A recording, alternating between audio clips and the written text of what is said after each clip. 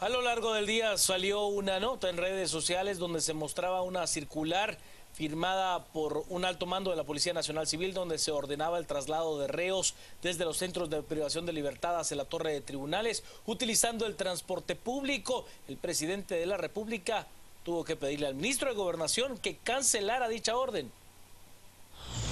En el oficio circular número 536-2014, el subcomisario de policía Ángel Gabriel Quiroa de León giró instrucciones a los jefes de distritos de la PNC que por orden de la Subdirección General de Operaciones se debía apoyar al sistema penitenciario a trasladar a los reos a las audiencias a la torre de tribunales, haciendo uso del transporte público. El presidente Otto Pérez Molina reaccionó inmediatamente y anuló tal orden. Esta idea había salido de una de las subdirecciones, pero que ya el ministro ordenó que no sea así. Eso ya no está en discusión. Ya el ministro dijo que no es esa la forma, que no vamos a poner en riesgo a otras personas. Imagínense estar trasladando reos en transporte público. Eso no lo vamos a hacer. Eso no sé a quién se le pudo haber ocurrido, pero hoy en la mañana que hablé con el ministro de Gobernación me dijo que ya está esto suspendido, que en ningún momento se va a autorizar y que va a ser trasladados en la forma como han venido siendo trasladados. Si él puso la idea, ya el ministro ya canceló esa situación y yo tampoco le iba a permitir, pues. El sistema penitenciario no puede trasladar a los reos que tienen audiencias penales debido a que no tienen presupuesto para comprar gasolina. Los guardias del sistema penitenciario exigen un aumento salarial, amenazan con acciones de hecho. Agentes del sistema penitenciario, a través de una misiva, hicieron saber a los medios de comunicación de un posible paro de labores de todos los guardias en los 22 centros de privación de libertad del país. Lo que se tiene planeado en los 22 centros es parar si ya no sacar a ningún interno. Es decir, sería un paro de labores, una huelga, sí, prácticamente. Ajá, y hasta que tengamos una respuesta positiva, se va a comenzar las labores otra vez. ¿Qué conlleva esta huelga? ¿No habría traslados? No había traslados, salida a ningún lado, hospitales a ningún lado. ¿A partir de cuándo? Esperando que caiga el depósito porque aún no nos han depositado. Los agentes denuncian amenazas de suspensiones sin goce de salario y hasta de despido por parte de las autoridades penitenciarias, además de que aseguran que están siendo forzados por los directores y subdirectores de las cárceles a firmar un documento donde se comprometen a no manifestarse. Agregaron los inconformes que su situación laboral es decadente, puesto que deben de trabajar con los zapatos rotos e incluso se ven obligados a teñir ellos mismos sus uniformes por lo deteriorados que se encuentran. Según Roxana Valdetti, no hay otra salida a la crisis financiera del Estado si no son los bonos por 4.000 millones de quetzales. La vicepresidenta Roxana Valdetti Elías es enfática. No existe una segunda opción para financiar al Estado. La única alternativa siguen siendo los bonos del Tesoro que el Congreso aún no aprueba. No tenemos plan B, para alguien si me lo quiere preguntar. El plan B son los bonos porque les quiero recordar, este presupuesto viene del año 2012. Este no es un presupuesto que nosotros hayamos aprobado el año pasado. El Congreso no aprobó presupuesto 2012. Y si ustedes hoy se van a revisar a sus redacciones del presupuesto 2012, tenía más de 3 préstamos que hacían que entonces tuviéramos la plata para un presupuesto que tuviera los recursos para poder ejecutarse. Entonces eso es como que ustedes dijeran que van a seguir viviendo en la misma casa, pero resulta que pierden el empleo y ustedes alquilan. No lo pueden hacer porque ustedes ya no tienen el trabajo y entonces ¿de dónde van a pagar el alquiler? Aquí lo que nos está pasando es que tenemos el mismo presupuesto, pero resulta que no tenemos los préstamos que respaldan ese presupuesto. Y lo único que nos queda entonces son los bonos que el Congreso no ha querido aprobar, que estamos todavía en pláticas con ellos.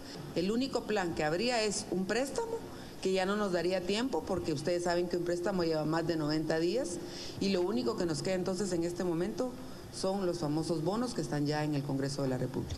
La vicemandataria dio a conocer que citará al jefe de la SAT y al ministro de Finanzas para que expliquen por qué hay crisis económica en el Estado. Y en la red social Twitter, este miércoles el presidente Otto Pérez Molina publicó un mensaje donde hace un llamado al Congreso de la República para que apruebe el paquete de bonos del Tesoro que ha solicitado el Poder Ejecutivo. Esto es lo que dice el mensaje. Hago un llamado al Congreso de Guatemala para agilizar el trabajo legislativo y aprobar recursos para el pago de deuda y designaciones ministeriales. La falta de estos fondos afecta el funcionamiento de la Mingop Guate y Salud Guate, ya que estaban contemplados en el presupuesto anterior, asegura el presidente en su cuenta oficial. Pausa, al regresar más noticias, quédese con nosotros a las 8:45.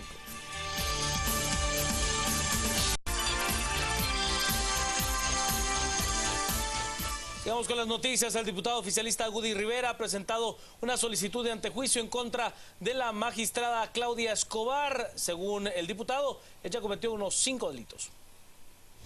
El diputado oficialista Gudy Rivera, a través de su abogado César Calderón, presentó una petición de antejuicio contra la magistrada Claudia Escobar, pues asegura que la jueza ha cometido al menos 5 delitos en su contra. Vengo a presentar un antejuicio en contra de una magistrada que me estaba calumniando, que estaba injuriando y estaba presentando, inventándose algunos delitos. Hoy vengo a presentar un antejuicio, me estoy haciendo acompañar de abogado que me va a patrocinar en estas diligencias jurídicas, y entonces voy a gestión penal en este momento. El abogado de Rivera explica los delitos por los que buscan antejuiciar a la magistrada Escobar. Estos son registros prohibidos, supresión, ocultación y destrucción de documentos, simulación de delito, calumnia y usurpación de atribuciones. Son 5 delitos los que se han cometido. Ha hecho uso especialmente todos aquellos que tienen que ver con la vida privada de una persona. La magistrada, creyéndose agente de seguridad o policía, agente encubierto, trató de hacer grabaciones, entonces ahí se tipifican por lo menos 5 delitos.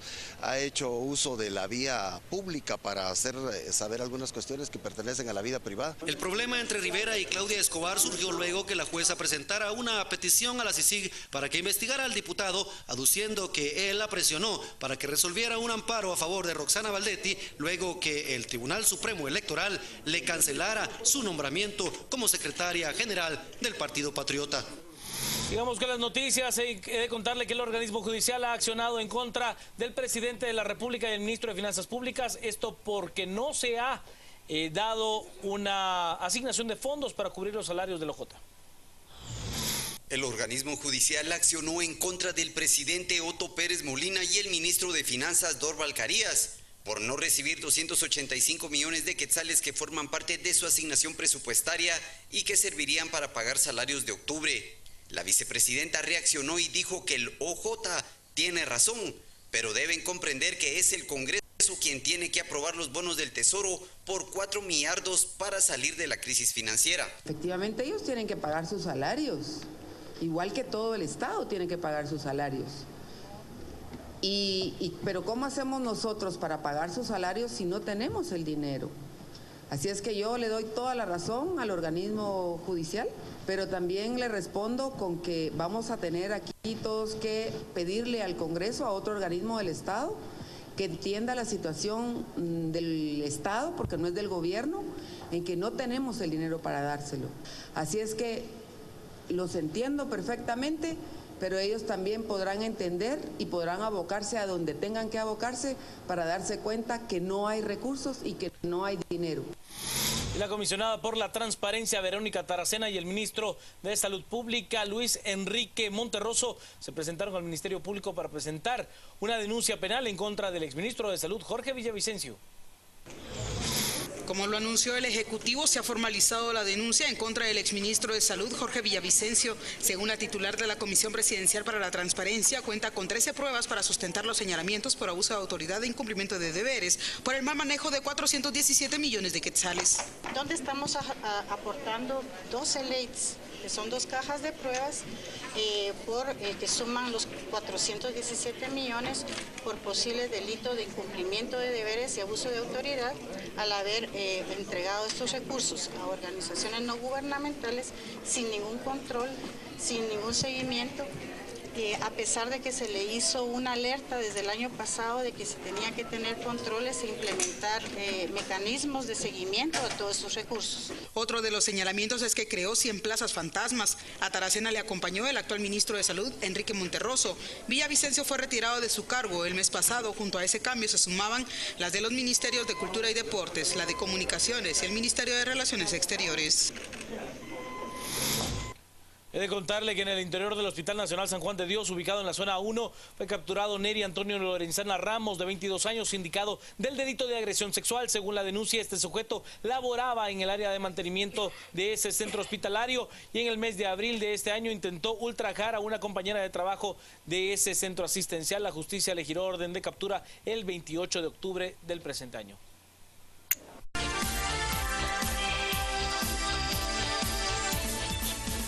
Oigan, a las 8:45, día miércoles, Gustavo Berganza y Juan Luis Fonte, estamos listos para arrancar con la primera conversación de la noche y vamos a referirnos justamente a parte de lo que usted escuchaba mencionar al presidente de la República en un mensaje transmitido hace apenas unos minutos. El presidente hablaba de crisis en el Estado por diferentes causas, hablaba del judicial, hablaba del legislativo y hablaba de penurias económicas. Ya he escuchado también a la vicepresidenta de la República hablar de que no hay dinero inclusive para pagar salarios. Nos acompañan hoy el diputado Leonel Lira, de Encuentro por Guatemala, y Abelardo Medina, quien es investigador del Instituto Centroamericano de Estudios Fiscales. A los dos, gracias por estar con nosotros. Bienvenidos a las 8:45. Bueno, Leonel, comencemos por el llamado que hace el presidente y la justificación que hace de que hay crisis en el gobierno porque no hay dinero para pagar salarios.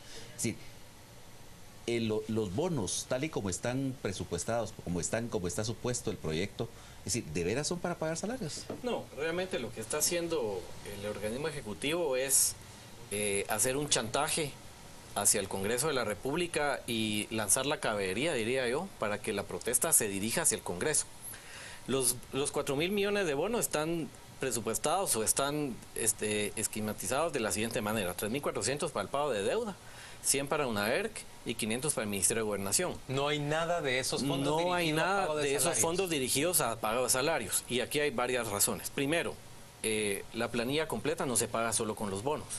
Segundo, si por la aprobación de los bonos fuera el pago de la planilla, entonces ¿qué vamos a hacer el próximo mes? ¿Y qué vamos a hacer en diciembre cuando hay pago de aguinaldo y cancelación de prestaciones para los contratos 022 y 031 y los contratos que tienen prestaciones que se vencen en diciembre?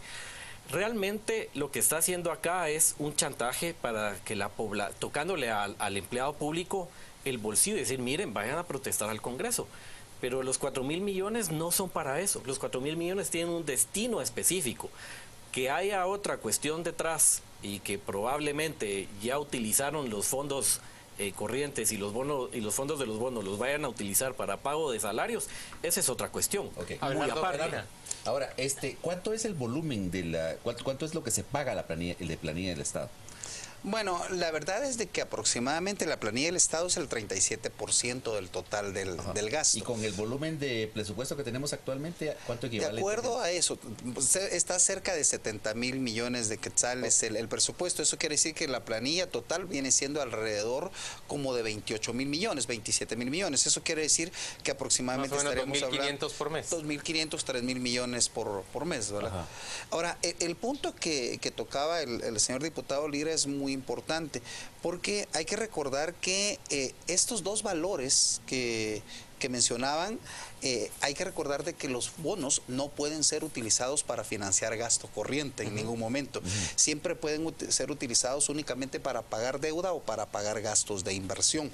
¿Por qué es importante recordar este elemento? Porque lo que estamos observando básicamente es una crisis que está originada por dos factores. Uno, por el hecho de que los ingresos corrientes, los ingresos tributarios van a quedar cortos por el orden de 2.800 millones de quetzales y por esta falta de aprobación de los bonos por el presupuesto. O sea, lo que está observando el gobierno es simplemente una deficiencia temporal de liquidez por el orden de 6.800 millones de quetzales. Pero ¿puede esa deficiencia temporal de liquidez conducir a una crisis real en la que no hay para pagar gasolina, por ejemplo, para conducir reos del sistema penitenciario hacia tribunales, no hay para pagar proveedores de medicina, insumos en hospitales, no hay para pagar salarios? ¿Podemos estar frente a una crisis real o usted la ve ficticia? Hay dos elementos. En primer lugar, lo que debe haber hecho el gobierno actualmente es utilizar los recursos corrientes para el pago de deuda, porque uno de los propósitos fundamentales del gobierno es no perder la calificación que tiene en la deuda actualmente. Si ustedes se recuerdan, desde hace mucho tiempo el país ha estado subsistiendo con déficit primario. Eso significa que para poder pagar los intereses de la deuda y el capital de la deuda, debemos contratar nueva deuda. Y si no aprueba el Congreso esa deuda, quiere decir de que los intereses y el capital de la deuda anterior deben ser pagados con ingresos corrientes. Eso es lo que nosotros percibimos que ha estado sucediendo, que el gobierno, para no perder eso y mantener su nivel de gasto, ha estado recurriendo. Entonces, obviamente tienen una crisis de liquidez que nosotros anticipamos. Si ustedes se recuerdan... Ustedes como Centro de Estudios Tributarios. Correcto. Nosotros como Centro de Investigaciones, si ustedes se recuerdan, en el mes de febrero, cuando hicimos el primer pronóstico de cuál iba a ser el valor de la recaudación, dijimos que si la recaudación mantenía esa trayectoria y si se daba algo que era previsto, de que siguiera habiendo mucha polarización en el Congreso y no le aprobaran ya sean los bonos o los préstamos que formaban parte del presupuesto, el gobierno iba a tener al final del año una crisis de liquidez, que eso es lo que está sucediendo. Ahora, nosotros lo que decimos claramente es, si el gobierno sabía que esa situación iba a pasar, que la recaudación no iba a darse de esa manera y que existía el riesgo de que el Congreso no le aprobara, o al menos que retrasara el pago de la aprobación de los bonos, pues lo que debe haber hecho es hacer un plan de austeridad y limitar los gastos desde hace mucho tiempo. Sí. Ahora, Leonel, una consulta.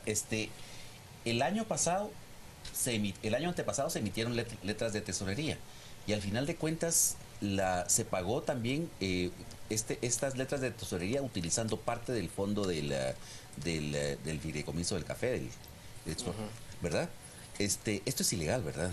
Sí, y hay un tema con las... Pero además hay otro aspecto, es decir, se interpretó como legal el hecho de poder prolongar para este año la emisión de bonos que se había aprobado en el presupuesto para el año pasado. Es decir, ¿corremos el riesgo de que vuelva a pasar esto este año? Sí, porque el riesgo que se corre es que el presupuesto al final son espacios. Entonces, si hay un espacio establecido para bonos y no hay un presupuesto vigente nuevo, sino sigue el anterior, ese espacio presupuestario está y se debe llenar. Es igual con los préstamos. Entonces, no pueden ser los mismos préstamos porque ya fueron aprobados y ejecutados, pero está el espacio presupuestario. Entonces, digamos, el año pasado fueron alrededor de 7,000 millones en préstamos. Este año se pudo utilizar nuevamente ese espacio de 7,000 millones. Y si no se aprobara un presupuesto ahorita, el presupuesto del otro año tendría otra vez ese espacio de 7,000 millones de quetzales para préstamos, 5,000 millones de quetzales para bonos. Ahora hay un peligro más grande y que se quiere salir de esta crisis ahorita con letras de tesorería. El problema es que las letras de tesorería por ley se pagan en diciembre. Correcto. No se puede pasar. Y entonces hay que cancelarlas. Incluso no se cancelan el 31 de diciembre, hay que cancelarlas antes. Sería pan para hoy, hambre para mañana. Es más, yo diría que va a ser hambre para hoy y penurias para mañana porque no va a alcanzar. Entonces, ¿cuál es la solución? Fácil. Yo lo veo fácil. Primero, contención del gasto. Dicen que no hay para transportar a los combustible para transportar a los reos, pero acaban de adquirir un sistema de migración que costó más de $100 millones. El que se implementó en Honduras y costó $10 millones. Entonces, como que no cuadra la cosa. Y segundo, el ministerio, por ejemplo, el Ministerio de Gobernación es uno de los ministerios que el 99% de sus compras han sido por excepción. No han utilizado cotización, no han utilizado licitación, no han utilizado los procesos establecidos en la ley de contrataciones, sino se han ido por excepción. Entonces, a ese ritmo de gasto no hay plata que alcance. Es como el tema de los medicamentos. ¿Se puede contener el gasto ya a finales del mes de octubre? Es bastante complicado. O sea, cuando uno mira lo que ha sucedido en Centroamérica, El Salvador, Honduras, Costa Rica tienen problemas similares a los que tiene Guatemala. Y Costa Rica, por ejemplo, al iniciar el año, lo que decidió era contener drásticamente los gastos de publicidad y los rebajó hasta ahorita al 61%. El Salvador, una de las medidas que tomó fue fue simplemente prohibir que los funcionarios públicos utilizaran convoys cuando van en la calle seguidos de varios vehículos. Un solo vehículo. Un solo vehículo. ¿Para qué? Para que esos gastos no se realizaran. Se prohibió el uso de los vehículos, viajes, etcétera. O sea, toda esta situación quiere decir que si se planifica con anticipación se puede acortar el gasto. Hacerlo en este momento nosotros no lo vemos. Lo que vemos, como ya lo mencionaba bien el señor diputado, es de que lo que va a pasar es que van a quedar gastos pendientes de pagar para el otro año, en forma de deuda flotante. O sea, nosotros lo que percibimos es que parte de las medicinas que no se han pagado no se van a pagar, se van a pagar en el siguiente periodo. Probablemente parte de las gasolinas, de los facturas de gasolina que están pendientes, se van a pagar en el siguiente periodo, y no sería nada raro que parte de los salarios se pagan en el siguiente periodo. ¿Eso le afecta su cálculo de ejecución al gobierno para el año electoral? Sí, y además aquí hay otro tema que no se está tomando en cuenta o que no se le ha prestado la debida atención, y es qué está pasando con la SAT. Y no hablemos del tema de cuando el presidente dijo que quería sacar al directorio. Ese no es. El tema es la operatividad de la SAT. Estamos viendo que solo este año han reajustado el convenio entre el SAT y el Ejecutivo a la rebaja. Han estado rebajando. Cuando esa es una de las causales para destituir o sacar al superintendente. Segundo, ¿cuáles fueron los resultados de la militarización de las aduanas? Si el ente recaudador no tiene la capacidad de aumentar y de incrementar bajo medidas administrativas y otro tipo de medidas la recaudación, no va a haber plata. No importa que aprobáramos bonos por 20,000 millones. Va a llegar un momento en que la recaudación de todos modos no va a dar ni siquiera para los gastos más necesarios, incluido dentro de los gastos corrientes. Ahora, con el cálculo del crecimiento que hace el Banco de Guatemala, es decir, que no es menor que el que se hizo para el año pasado, entonces se supone que todo este incremento en la producción nacional implica muchas importaciones. Debiera. Ahora, pero ¿qué pasa realmente con la recaudación ahorita de las aduanas? Bueno, las aduanas tienen un comportamiento vegetativo relativamente estable, creciendo al 3% con respecto a los años previos. ¿Eso se considera vegetativo? Sí. Pero es precisamente, y ahí hay un cuestionamiento muy importante con las cifras del Banco de Guatemala, porque el Banco de Guatemala arma sus cifras a partir de las cifras de la SAT. O sea, el banco va corrigiendo sobre la marcha. Correcto, o sea, no puede ser que el Banco de Guatemala contradiga las cifras de la SAT porque de ahí mismo salen. O sea, lo que hay una contradicción es que el Banco de Guatemala tenga un cálculo de Producto Interno Bruto manteniendo un mismo valor de las importaciones. Todos sabemos que cuando crece el Producto Interno Bruto, crece lo que consumimos importado, lo que se invierte importado, etcétera. O sea, si crece el Producto Interno Bruto, debieran estar creciendo las importaciones. Más o menos al mismo ritmo. Más o menos, y si crece más el Producto Interno Bruto, más. Entonces, de alguna forma hay una contradicción entre las cifras que publica antes y que publica después el Banco Central. Nuestra percepción es que cuando uno suma el IVA que se debiera obtener por las importaciones y el IVA doméstico, lo que está sucediendo es que la evasión en el IVA está subiendo. El año pasado terminó a la 39.3%, este año calculamos que va a terminar a 42-43%. Leonel, la pregunta es, si no tiene verdaderamente o no está cobrando en ese momento posibilidades el gobierno y el Partido Patriota de hacer aprobar los bonos en el Congreso. A ver, le pongo en autos a nuestra audiencia.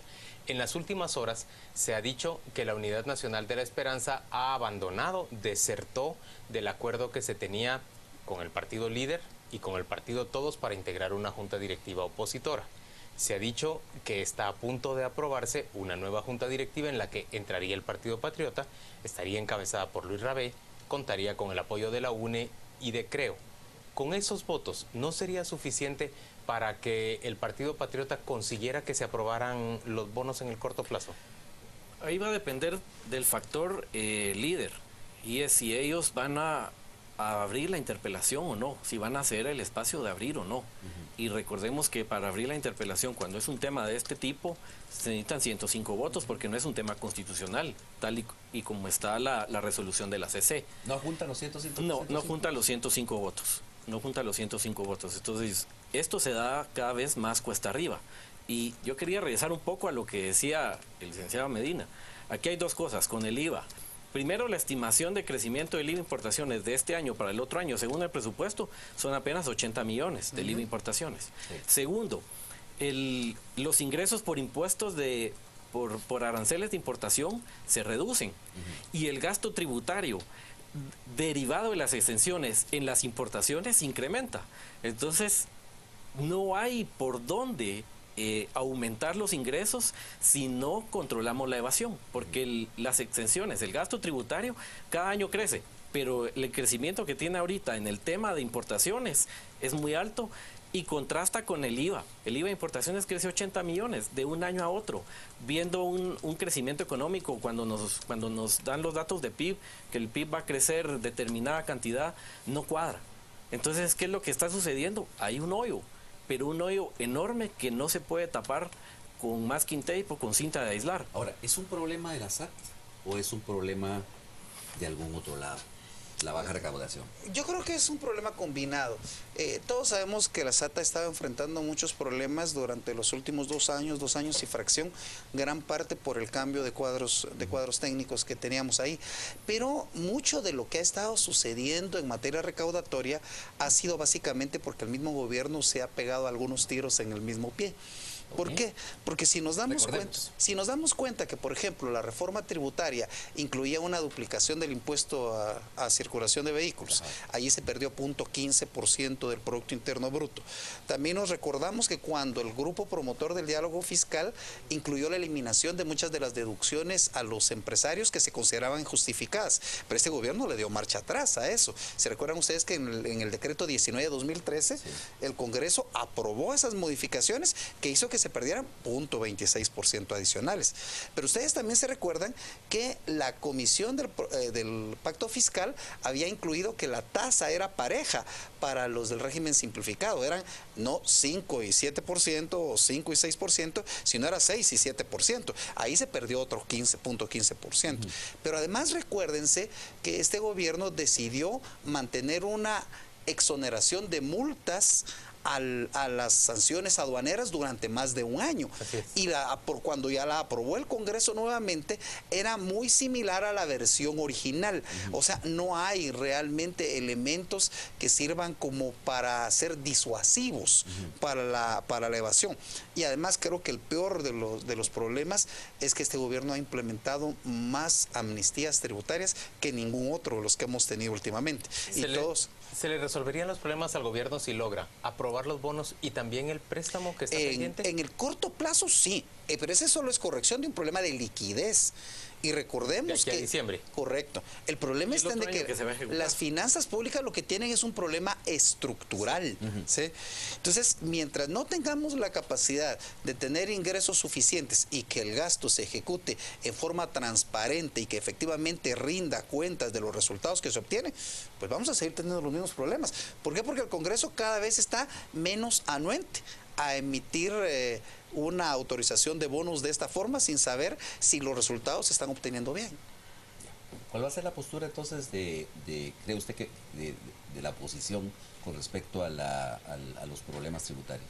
¿Sí, van a aprobar los bonos? ¿Se van a oponer? ¿Van a estancar? ¿Van a ceder al chantaje? Nosotros como bancada, Encuentro por Guatemala, hemos estado desde el primer momento en la postura de que no vamos a aprobar los bonos, porque consideramos que con eso no se resuelve el problema, como bien lo dice el licenciado Medina. Eso es una corrección de un problema de liquidez, más no es una corrección de fondo de los problemas económicos del país. Ustedes son 3 diputados. Sí. ¿Qué otras bancadas están en contra de la idea de los bonos? Que usted sepa hasta hoy. Realmente no sé, pero si tuvieran, la respuesta la voy a dar al revés.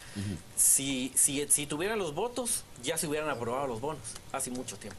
Realmente este es un tema que va a generar mucha discusión, mucho desgaste y sobre todo más ahora que se ejerce una presión y un chantaje ilegítimo, diríamos nosotros. Ni siquiera integrando a CREO y a la UNE, que ya son como 22, 23 diputados dentro de la Junta Directiva, ¿se van a aprobar los bonos entonces? No creo que lleguen al punto porque, miren, el Congreso somos 158 diputados y líder tiene 57. Entonces quedan 101 votos. Sí. No se alcanza. No se alcanza. Por lo menos para romper la interpelación, no. Pero hemos visto a cuadros de líder con, digamos, aquiescencia, sino con la bendición de su dirigencia, desertar en algunas ocasiones de los acuerdos del líder o de las disposiciones del líder y votar con alguien más. Pues lo que nos queda y lo que le queda a la población es ver quién se va a prestar, quién cumple ese papel y quién se va a prestar a que se equivocaron, a que no marcaron. Ahorita es la UNE la que parece estarse prestando a un acuerdo con el Partido Patriota. Pues según los últimos rumores, a eso pinta. Ahora, por eso les hacía yo los números. En números simples no hay. Hay 101 diputados. Y quitando los que estemos en contra, por ejemplo, hay 101. Quitamos encuentro, hay 98. Y si hay alguna otra bancada que se vaya sumando a esta oposición a los bonos, por las diferentes razones que tenemos cada una de las bancadas, yo lo miro muy difícil. Última pregunta, Abelardo. ¿Qué nos depara el 2015 si no se aprueba un presupuesto para ese año? Básicamente vamos a tener una situación muy similar a la actual, con una pequeña diferencia. Este año se espera una recaudación del orden de 49.000 millones, pero el otro año, si el comportamiento económico lo ven normal, entonces el otro año sí se cumplirían las metas del presupuesto del año 2013. O sea, sí podrían llegar a los 51.875. Eso quiere decir que el agujero para el presupuesto del otro año sería menor. Dije que era la última pregunta, pero no pensé en esta que ahora sí tengo en mente. Debemos aplaudir cuando el presidente nos dice que el país está logrando un crecimiento del 4% en su economía este año.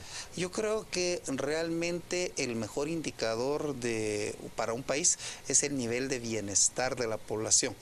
Cuando nosotros notamos que el nivel de pobreza sigue estando a los mismos niveles que en el nivel de desnutrición infantil, seguimos siendo el segundo país de Latinoamérica, cuando vemos que los niveles de criminalidad están a los rangos que están, yo dudaría mucho que debamos aplaudir que estemos mejorando. Estamos mejorando en indicadores macroeconómicos, pero esa no es la solución del problema. Señores, gracias a ambos por acompañarnos a las 8:45. Vamos a la pausa comercial, volvemos dentro de muy poco.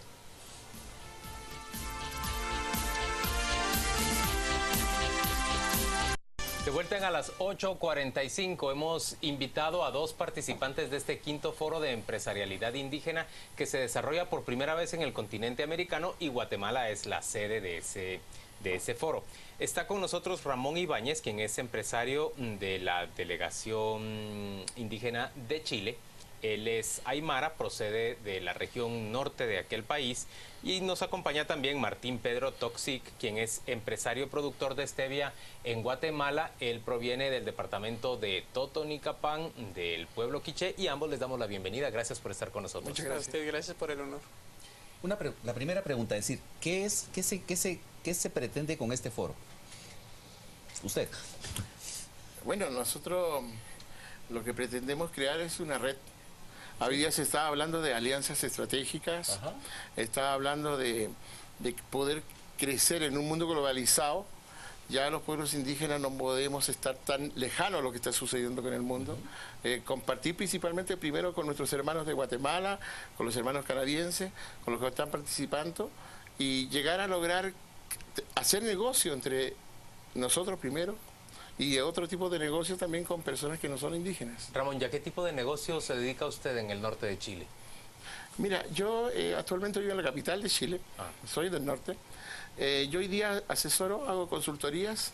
¿Usted es un ingeniero informático? Claro, soy ingeniero informático y tengo un postítulo en evaluación de proyectos. Y lo que usted hace es ofrece consultorías a empresas y personas que se las solicitan. Hay constructoras, por ejemplo, ahora tenemos una posibilidad, estamos trabajando en un anteproyecto, sí. Se ha construido el canal de Chacao, que es un canal muy importante que va a permitir la conectividad entre el continente y la isla de Chiloé. Y ahí estoy trabajando también en esa posibilidad. Entonces, bueno, somos hartos profesionales indígenas que existen en Chile y que están haciendo sus empresas y cooperando también con el desarrollo del país. ¿Y se agrupan como indígenas, como empresarios indígenas en Chile o sí. No se agrupan? Sí se asocian. Sí, por ejemplo, en la delegación oficial hoy día que viene con nosotros está la Cámara de Comercio, Mapuche, que ellos han hecho una labor muy interesante porque reúne, por ejemplo, a personas que tienen negocios formales ya. Generalmente la mayoría de los negocios indígenas muchas veces son informales. La Cámara de Comercio lo que reúne, en este caso la Cámara de Comercio Mapuche, son empresas ya que representan, principalmente son pymes. Personas que se dedican, por ejemplo, hay un hermano que viene con nosotros a la parte de hacer y que podrían hacer negocio con los de Guatemala. Él tiene esas máquinas para los packing, para seleccionar nueces, el calibre de la aceituna, para el secar. Ellos lo producen, porque cada país tiene su necesidad especial. Entonces, la idea es, él produce esa máquina y tiene varios trabajadores.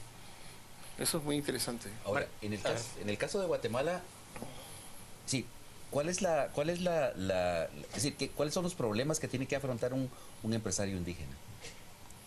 Precisamente, digamos, el foro tiene como un sentido de transmitirnos a nosotros los indígenas que hay otra forma de hacer desarrollo de nación. Es como, de alguna manera, es un tema mental que de alguna manera tenemos que romper más los jóvenes indígenas, de que se nos ha mentalizado que tenemos que estar siempre peleando con el Estado, y cuando tenemos la oportunidad de ser nosotros empresarios, de generarnos las propias oportunidades aprovechando el recurso local. Y entonces cuando uno empieza a entender, es que la barrera más difícil ha sido eso, un concepto mental donde como que al indígena siempre se ha mentalizado que no puede generar empleo, que siempre tiene que depender, y entonces la idea es empezar a proponer, hay oportunidades, hay ideas, hay que desarrollar todo lo que está en la mente para darle un valor agregado. Y entonces es como seguir trabajando desde un concepto donde decir, el área rural existen todas las fortalezas, pero nos falta ese valor agregado. Entonces en este foro venimos a conocer otros empresarios donde nos dicen, bueno, yo te compro el producto, pero necesito que lo innoves, necesito que le propongas esto, necesito que tenga el registro, que te legalices para que podamos hacer negocio. Entonces ese es como el reto que tenemos ahorita, de poder cambiar esa mentalidad de decir, somos empresarios también los indígenas. Martín, pero hay en la comunidad, por ejemplo en la comunidad quiche en Totonicapán, una resistencia del vecino para asumirse a sí mismo como empresario. Sí, lo puedo decir, digamos, porque existe el miedo al fracaso, porque como que volvemos a decir, se nos ha mentalizado de que las personas del área urbana son los más capaces para generar un tema de empresa, y entonces la gente por lo general siempre tiene la tendencia de decirle a su hijo, bueno, tú siempre vas a crecer y vas a buscar un empleo, tú siempre vas a tener esas condiciones mentales y tú siempre vas a servir. Vas a estar subordinado. Va a estar subordinado, y entonces se genera esa condición. Pero ahora, siempre digo yo que en el tema de juventud, como jóvenes indígenas, estamos empezando a revolucionar esos caminos de buscar nuevas formas, y precisamente nosotros como equipo de jóvenes, como una asociación, en El Salvador, eso de un evento de TIC América de las Américas, obtuvimos el primer lugar en San Salvador en el 2011, y entonces fue como romper un hito para nosotros, decir, entonces sí podemos. Ese fue como retarnos a nosotros mismos como jóvenes indígenas, pero tal vez el reto fue más difícil porque como no nos dio visibilidad nadie, es decir, haber rompido ese, y nosotros veíamos en el mapa ver a jóvenes empresarios de todo el mundo, y decíamos nosotros, por lo menos, ¿cuándo va a haber un equipo de jóvenes guatemaltecos proponiendo alguna empresa? Y entonces fue cuando nosotros logramos ganar y obtuvimos $5,000 de financiamiento allá. ¿Qué empresa montaron ustedes? Ahí nosotros propusimos la transformación. Allí en Paxtocá tenemos unas cascadas, pero están llenos de basuras. Y entonces cuando nos dimos cuenta, qué bonito es Paxtocá, pero nosotros la contaminamos. Entonces la idea fue decir, transformar un lugar contaminado, convertirlo en un jardín ecológico. Entonces fue el proyecto que presentamos, y ahora hemos comprado ya las tierras, que son 10 hectáreas. En base a eso nosotros nos imaginamos y queremos proponer para la comunidad y en los jóvenes hacer un pequeño Walt Disney, romper esos esquemas donde digo, hay que hacer, usamos esta palabra, decir, cómo inducirnos en nosotros un poco la palabra el lujo. Es decir, imaginar que esa comunidad tenga un pequeño Walt Disney para romper esquemas y ya no seguir con lo tradicional, decir, bueno, hagamos un parque ecológico común donde la gente llega. Por ejemplo, yo los invito a ustedes a visitar Paxtocá. Y vamos a ver las cascadas van a ver las cascadas, pero también van a requerir un hotel cómodo, servicios un restaurante bueno, y ustedes quieren estar en un lugar cómodo. Pero a veces se ha mentalizado como decir, los traemos, bueno, coman los tamalitos y no están las condiciones. Y entonces es como volver a decir, y siempre lo hemos dicho cuando nos reunimos con jóvenes de la ciudad, bueno fuera que nos pudieran ayudar ustedes con esas ideas, decir, hagamos algo de valor agregado y aprovechar los recursos locales. Ese es como el enfoque que le hemos trabajado en el tema del proyecto que desarrollamos. Ramón, en el caso de Chile, ¿existe algún tipo de barrera, discriminación étnica, racista hacia el empresariado indígena? Bueno, los problemas indígenas son universales. Yo estuve conversando ¿Son universales? Sí. Yo cuando he conversado con muchas personas indígenas de otros países y sucede siempre lo mismo. ¿Incluso los canadienses? Incluso ellos. Claro, quizás los momentos son diferentes. Los desarrollos diferentes. Por ejemplo, en Chile a nosotros nos falta el reconocimiento constitucional. No somos reconocidos. Todavía no existe el reconocimiento como pueblos indígenas. Entonces eso nos limita mucho. Tenemos sí el Convenio 169. Pero también hay un esfuerzo por parte del gobierno de tratar de mejorar esa percepción. Por ejemplo, es grato para nosotros que el primer embajador indígena esté justamente en Guatemala, el señor Domingo Lamoncura.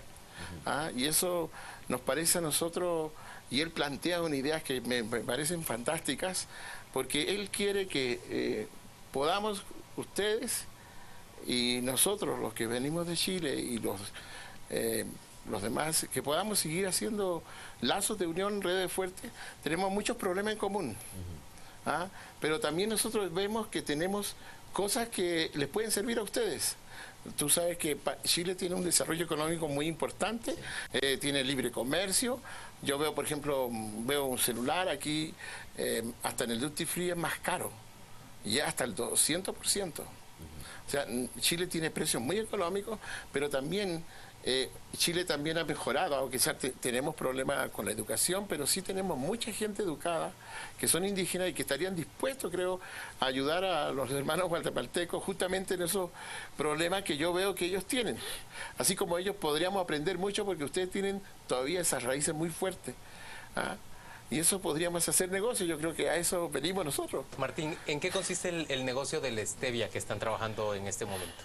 Precisamente la stevia es una planta edulcorante que precisamente nosotros es proveniente de Uruguay. Entonces la tuvimos que aclimatar en la comunidad para adaptarla. En Paxtocá. En Paxtocá. Y entonces la aclimatamos y entonces... ¿A qué altura está? Está como a 1800 metros sobre el nivel del mar. Y entonces y se aclimató la pobre stevia. Entonces con ciertas instalaciones controladas. Y entonces la idea es sacar, digamos, la esencia precisamente de esa planta para proponer un azúcar que es más apta para el tema de los diabéticos. Pero tratamos de no decir como cuando miran la gente, cuando decimos 100% natural, rápido lo que se imagina es como una medicina, ¿no? Ese es un azúcar que se puede adaptar y entonces estamos trabajando con algunos jóvenes de Cobán, porque estamos haciendo como alianza con algunos jóvenes, de hacer la fusión de la stevia con un chocolate que ellos producen por allá. Entonces queremos proponer al mercado un chocolate endulzado con stevia, entonces para proponer el tema del mercado, aunque tal vez, digamos, cabe resaltar, digamos, que es una dinámica de poder proponer algún producto, como vuelvo a decir, lograr proponer al mercado un producto donde digan ustedes, este es 100% garantizado de una calidad total y que pueda tener ese valor agregado, digamos, decir, bueno, aquí lo agarramos, como siempre decimos, nosotros tenemos ahorita la stevia molida y la tenemos en la presentación durante el evento, pero la gente, como somos muy delicados, ya nos acostumbramos que si quiero un vaso de café con azúcar, quiero sobrecito de donde salga el edulcorante. Y no quiero tener que cocerlo, entonces por eso nosotros ahorita estamos trabajando para hacer el proceso de tener el azúcar refinado y también en gotas, entonces ya para que la gente pueda degustar de un nuevo tipo de azúcar en el mercado. Ahora, explíqueme, Martín, ¿qué forma de organización tienen ustedes? ¿O una cooperativa, una asociación, una ONG? Nosotros, comentarles un poco de cómo nos fundamos, digamos, nosotros en el 2008 nos reunimos un grupo de jóvenes y como no teníamos dinero para legalizarnos, entonces le pedimos favor a una cooperativa de ahorro y crédito, cooperativa Xextamayac. Entonces le dijimos que nos pudiera darnos el respaldo legal por cualquier proyecto que pudiéramos nosotros. Xextamayac es local también. Sí, local, es, digamos, fundado ahí en la comunidad. Y entonces, en Paxtocá. Y entonces lo que pedimos fue que nos dieran su respaldo legal. Y entonces cuando hicieron el respaldo legal, entonces nos movimos durante 4 años haciendo pruebas, cómo desarrollar los proyectos, es como el concepto de una pequeña incubadora empresarial. Esa fue la práctica y entonces precisamente este año fue cuando ya nos legalizamos como una asociación. empresarial es como extraño el concepto, ¿no? Como una asociación desarrolla conceptos empresariales, porque al final entendemos que queremos desarrollar empresas asociativas porque solos no podemos. Ese es el concepto que hemos desarrollado dentro de nuestro equipo de trabajo. Martín, ¿qué estudia usted? Yo soy mercadólogo. Mercadólogo. Y un ingeniero informático. A ambos les damos las gracias por acompañarnos a las 8:45. Mucha suerte a los dos con sus proyectos, mucho entusiasmo y de verdad mucho éxito también en este foro, quinto foro indígena. Vamos de inmediato a ofrecerle ya la información de los deportes.